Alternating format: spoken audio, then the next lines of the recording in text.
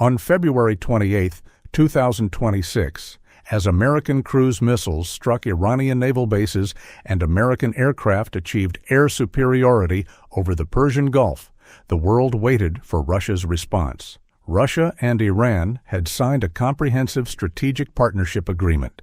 Russia had sold Iran weapons, including the Kilo-class submarines that formed the backbone of Iran's underwater capability. Russia had conducted joint naval exercises with Iran in the Indian Ocean. Russian and Iranian officials had described their relationship as an unbreakable bond forged in shared opposition to American hegemony.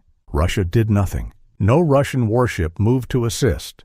No Russian aircraft flew in support. No Russian military personnel were deployed to help defend Iranian sovereignty. The comprehensive strategic partnership between Moscow and Tehran turned out to be worth exactly as much as the paper it was printed on. Zero. But the real question is not why Russia failed to help Iran. The real question is why Russia could not help Iran even if it wanted to. The answer lies in the current state of the Russian Navy, specifically the Russian Pacific Fleet, and what that state reveals about Russia's actual military capability in 2026. This is naval depth. Let us start with a simple question. What would Russia have needed to do to meaningfully assist Iran during Operation Epic Fury? Russia would have needed to project naval power into the Persian Gulf or the Indian Ocean in sufficient strength to either deter American operations or provide direct military support to Iranian forces. This means deploying surface combatants, submarines, and naval aviation assets to a theater of operations that is thousands of miles from Russia's nearest naval bases. Russia's nearest major naval facility to the Persian Gulf is Tartus, Syria, a small support base on the Mediterranean that can handle logistics and minor repairs but cannot serve as a staging point for major fleet operations. Russia's Pacific Fleet is based at Vladivostok and Petropavlovsk-Kamchatsky, approximately 8,000 nautical miles from the Persian Gulf. Russia's Northern Fleet is based at Severomorsk on the Kola Peninsula, approximately 6,000 nautical miles from the Gulf via the Suez Canal. These distances are prohibitive. Even if Russia had decided to send warships to assist Iran, transit time alone would have been 3 to 4 weeks. Operation Epic Fury was over in days. Iran's navy was destroyed before Russian ships could have reached the Red Sea, let alone the Persian Gulf. But distance is only part of the problem. The deeper problem is that the Russian Navy in 2026 is not capable of sustained power projection anywhere outside its immediate coastal waters. The Russian Navy is in a state of systemic decline that has been accelerating since the early 2000s, masked temporarily by a few high-profile new construction programs that have delivered far fewer ships than promised. To understand how far the Russian Navy has fallen, you need to understand where it started. At the height of Soviet naval power in the mid-1980s, the Soviet Navy operated approximately 1,700 vessels, including over 360 submarines. The Soviet Pacific Fleet alone operated more than 100 submarines and 80 major surface combatants. It was the largest Pacific naval force in history, capable of challenging the United States Navy across the entire Pacific Ocean. That Navy is gone. It did not disappear in battle. It disappeared in dry dock. It rusted. It was scrapped. It was sold for parts. After the collapse of the Soviet Union in 1991, the Russian Navy entered a period of catastrophic decline from which it has never recovered. The story of the Russian Navy in the 1990s is a story of ships literally rotting at their piers. Nuclear submarines sat for years without maintenance, their reactors shut down, their hulls corroding in the cold waters of the Arctic and Pacific. The Russian government could not afford to operate the fleet, could not afford to maintain the fleet, and could not afford to decommission the fleet safely. Ships were simply abandoned. The submarine Kursk disaster in 2000 became the symbol of this decline. The Kursk, an Oscar-class guided missile submarine, sank in the Barents Sea after an internal torpedo explosion. All 118 crew members died. The Russian Navy did not have the capability to rescue them. The Russian government initially refused foreign assistance, then accepted it too late. The Kursk disaster revealed to the world that the Russian Navy was not merely declining, it was dangerous to its own sailors. 22 years later, in 2022, the sinking of the cruiser Moskva in the Black Sea by Ukrainian anti-ship missiles confirmed that the decline had not been reversed.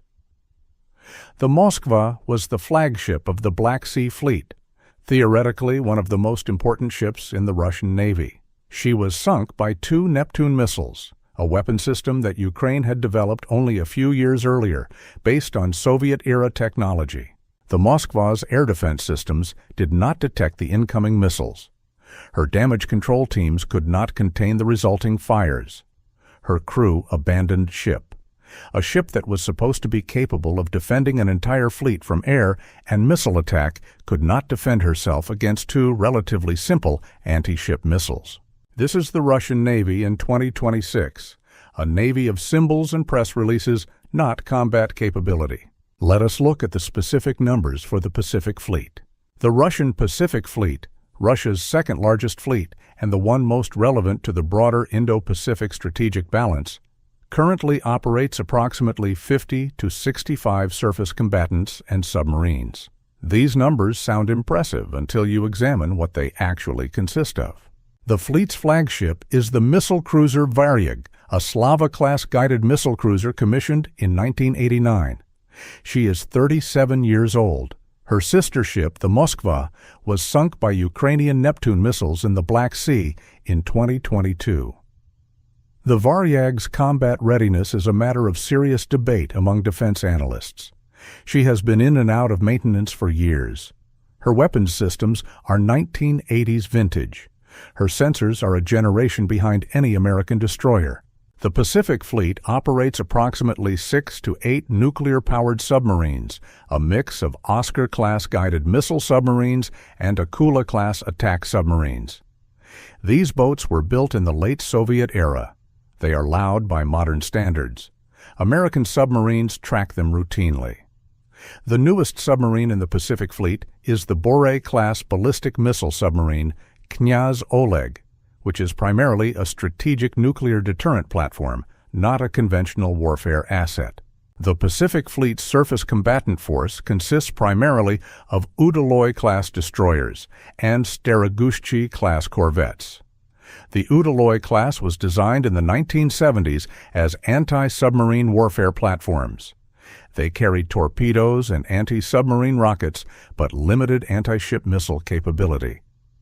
The Staragushchi-class corvettes are small, modern, but designed for coastal operations, not blue water power projection. Russia has been building new ships. The Admiral Gorshkov-class frigates, the most modern surface combatants in the Russian Navy, carry the Zircon hypersonic anti-ship missile, which has received enormous attention in military media. But only 4 Gorshkov-class ships have been completed as of 2026, and they are assigned to the Northern Fleet, not the Pacific Fleet. The reason the Pacific Fleet has been starved of new ships is simple. Russia cannot build them fast enough. Russia's shipbuilding industry has collapsed alongside its navy. The major shipyards, Severnaya Verf in St. Petersburg, Sevmash in Severodvinsk, Amursky in Komsomolsk-on-Amur, are operating at a fraction of Soviet-era capacity. They lack skilled workers. They lack modern machine tools. They lack access to Western electronics and propulsion components that were cut off by sanctions after the invasion of Ukraine. A single Admiral Gorshkov-class frigate takes approximately 8 to 10 years to build from keel laying to commissioning. By comparison, China builds a Type 054A frigate in approximately 3 years. The United States builds an Arleigh Burke-class destroyer in approximately 4 years. Russia's shipbuilding is not merely slow, it is glacial. And the ships that Russia does build often do not work properly. The Admiral Kuznetsov, Russia's sole aircraft carrier, has spent more time in dry dock than at sea. Her propulsion system is unreliable. Her flight deck operations are dangerous. During her 2016 deployment to Syria, 2 aircraft were lost in deck accidents. The dry dock she was being repaired in sank in 2018, causing further damage to the ship. As of 2026, the Kuznetsov's return to service remains uncertain. The Pacific Fleet has received almost no new major surface combatants in the last decade. The fleet is aging, shrinking, and losing operational capability with every year that passes. Now compare this to what the Pacific Fleet faces on the other side of the ocean. The United States 7th Fleet, based at Yokosuka, Japan, is the most powerful naval force in the Western Pacific. It includes the aircraft carrier USS Ronald Reagan and her strike group, multiple Ticonderoga-class guided missile cruisers, Arleigh Burke-class guided missile destroyers, and Los Angeles and Virginia-class nuclear attack submarines. A single Arleigh Burke-class destroyer is more capable than any ship in the Russian Pacific Fleet. An Arleigh Burke carries 96 vertical launch system cells that can accommodate Tomahawk cruise missiles, SM-2 and SM-6 surface-to-air missiles, and ASROC anti-submarine rockets. Its Aegis combat system can track hundreds of contacts simultaneously and engage multiple threats in different domains at the same time. The Russian Pacific Fleet does not have a single ship with comparable capability, not one. And the 7th Fleet is not alone in the Western Pacific. Japan's Maritime Self-Defense Force operates some of the most modern surface combatants in the world, including the Maya-class guided missile destroyers with Aegis combat systems. South Korea operates the Sejong the Great-class Aegis destroyers. Australia is building Hunter-class frigates with advanced combat systems. All of these navies train and operate alongside the United States Navy. All of them are interoperable with American systems. The Russian Pacific Fleet faces an allied naval force that outnumbers it by a factor of approximately 3-to-1 in surface combatants and has an even larger advantage in submarines, aircraft, and overall combat capability. This is the strategic reality that shaped Russia's non-response to Operation Epic Fury. Russia could not have helped Iran because Russia's navy cannot project power to the Persian Gulf. But more importantly, Russia could not have risked provoking an American response that might have drawn the Pacific Fleet into a confrontation it could not survive. Russia's Pacific Fleet exists primarily as a nuclear deterrent. Its ballistic missile submarines carry nuclear warheads that are part of Russia's strategic triad. The conventional surface fleet exists to protect those ballistic missile submarines. If Russia had provoked an American response by intervening in Operation Epic Fury, the Pacific Fleet's conventional forces would have been at risk, and with them, the security of Russia's submarine-based nuclear deterrent. This is a calculation that Moscow could not afford to get wrong. Losing a few surface ships in the Indian Ocean would have been embarrassing. Losing the Pacific Fleet's ability to protect its ballistic missile submarines would have been catastrophic for Russia's entire nuclear posture. So Russia watched. Russia issued diplomatic protests. Russia called for United Nations Security Council meetings. Russia condemned American aggression against a sovereign nation. And Russia did not send a single ship. Now let us discuss what this means for the broader strategic picture, and specifically what it means for China. China and Russia have described their relationship as a no-limits partnership. Russian and Chinese warships have conducted joint patrols in the Western Pacific. Russian and Chinese aircraft have conducted joint patrols near Japanese and American airspace. The two nations have held multiple joint exercises, including the Vostok exercises in Russia's Far East. But look closely at what these joint exercises actually involve. In the Vostok 2022 exercise, Russian and Chinese warships sailed together in the Sea of Japan. They fired weapons at pre-positioned targets. They practiced formation sailing. They took photographs. The exercise lasted approximately 1 week. Compare this to what American and Japanese forces do together every single month. American and Japanese navies conduct integrated anti-submarine warfare exercises where Japanese P-1 maritime patrol aircraft coordinate with American submarine forces in real time. They conduct integrated air defense exercises, where Japanese Aegis destroyers share targeting data with American cruisers through the Cooperative Engagement Capability System. They conduct joint amphibious exercises, where American Marines land from Japanese helicopter carriers. The difference is not just frequency, it is depth. American and Allied forces are interoperable at the system level. Their radars talk to each other. Their weapon systems share targeting data. Their communication networks are integrated. In a real conflict, American and Japanese forces would fight as a single entity.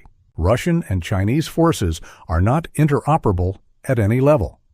Their communication systems do not connect. Their weapon systems do not share data. Their command structures are separate and mutually incomprehensible. In a real conflict, Russian and Chinese forces could not coordinate their actions any more effectively than two strangers sharing a taxi. The no-limits partnership has very clear limits.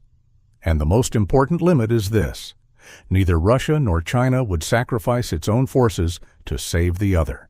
But a partnership is only as strong as its weakest member. And in the naval domain, Russia is not a partner. Russia is a liability. If China were to invade Taiwan, what could Russia's Pacific Fleet actually contribute? The honest answer is almost nothing. Russia's Pacific Fleet could not challenge the American Seventh Fleet in open combat. Russia's submarines, while theoretically capable of disrupting American supply lines, are too noisy to survive against American anti-submarine warfare.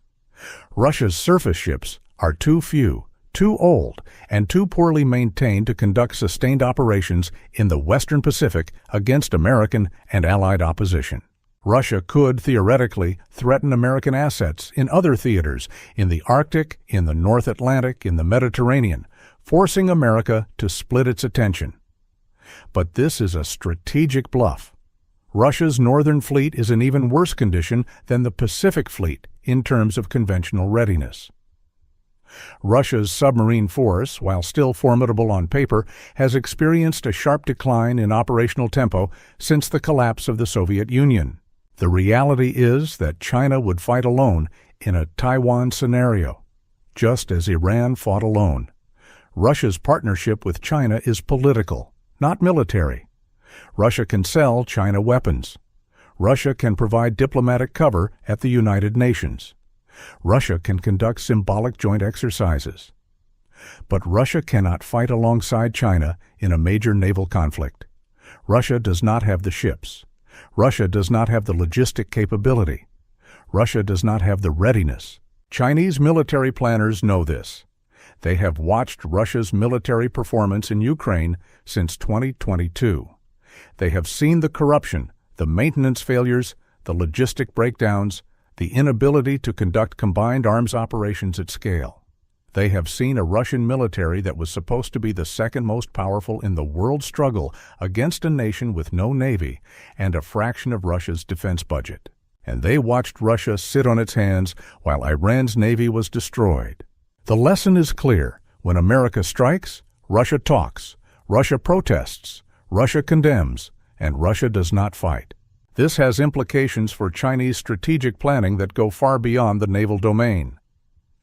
China's entire approach to a Taiwan conflict assumes that America would be deterred by the risk of escalation, that the threat of great power conflict would cause Washington to hesitate, to delay, to negotiate rather than fight. Operation Epic Fury demonstrated that America does not hesitate. America strikes first, strikes hard, and strikes fast. America destroyed Iran's military capability in less than a week. America did not negotiate. America did not delay. America acted. And Russia, Iran's strategic partner, Iran's weapons supplier, Iran's diplomatic ally, did nothing. If Russia did nothing for Iran, why would Russia do anything for China? Chinese analysts have been debating this question in internal forums and academic journals since March 2026. The debate is not public. China does not air its strategic anxieties publicly. But the debate is real. And the conclusion that most Chinese analysts are reaching is uncomfortable for Beijing. The conclusion is that China is alone. Not metaphorically alone, strategically alone. In a Taiwan conflict, China would face the United States, Japan, Australia, and potentially South Korea, the Philippines, and other regional allies. China would face this coalition without meaningful military support from Russia, North Korea, or any other nation. North Korea has approximately 70 submarines, but they are obsolete diesel-electric boats from the 1960s and 1970s that would be destroyed within days of any conflict. North Korea's surface navy is coastal at best. North Korea's contribution to a Pacific war would be essentially zero. Russia's contribution, as we have established, would also be essentially zero. Iran no longer has a navy at all. China stands alone against the most powerful naval alliance in human history. And Russia's failure to defend Iran, Russia's silent acceptance of Iran's military destruction, is the clearest possible demonstration that strategic partnerships with Moscow are worthless when the shooting starts. The lesson of Operation Epic Fury is not just about American military power. It is about the fragility of the anti-American coalition that Russia, China, Iran, and North Korea have been building for the past decade. That coalition looks impressive on paper. Joint exercises, arms sales, United Nations vetoes, diplomatic coordination, summit meetings where leaders shake hands and sign documents promising eternal friendship and mutual support. But paper alliances are not real alliances. Real alliances are built on shared sacrifice, integrated military systems, decades of joint training, and the credible willingness to fight and die alongside your partner. NATO is a real alliance. AUKUS is a real alliance. The U.S.-Japan Security Treaty is a real alliance. These alliances have been tested over decades. They have survived political disagreements, budget disputes, and changes of government. The Russia-Iran partnership was not a real alliance. It was a transactional relationship built on arms sales and shared resentment of American power. When the transaction became too expensive, when defending Iran meant risking Russian ships and Russian lives, Russia walked away. But when American missiles started flying, the coalition evaporated. Iran fought alone. Iran died alone. And Russia watched from a safe distance, calculating that its own survival was more important than its partnership with Tehran. Beijing is watching, Beijing is learning, and Beijing is asking the question that matters most. If America comes for Taiwan, who will come for China? The answer, demonstrated in blood and fire over the Persian Gulf, is nobody. This is Naval Depth. Subscribe and stay with us as this story continues.